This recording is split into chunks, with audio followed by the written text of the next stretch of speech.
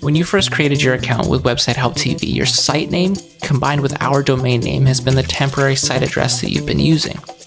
Setting up your website at this temporary address allowed you to dive in immediately after creating your account, without having to worry about choosing a web hosting provider or finding a domain name to use before you could get started. Now that you've got a handle on using WordPress to manage your content, you've learned how to completely change your website's design by switching themes and hopefully explored adding additional features using plugins, let me show you how to use your own custom website address instead of the temporary one we set up for you.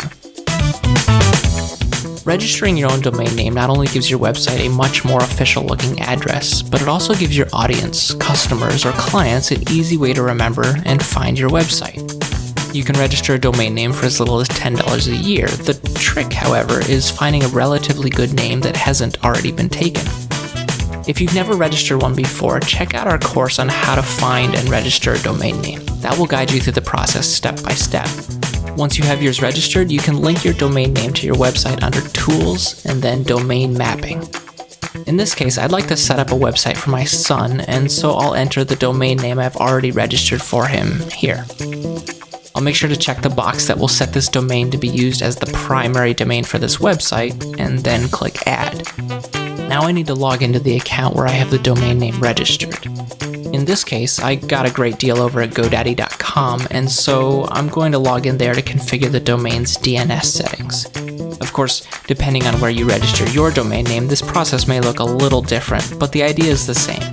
First, I need to copy the IP address from my website, shown in bold here.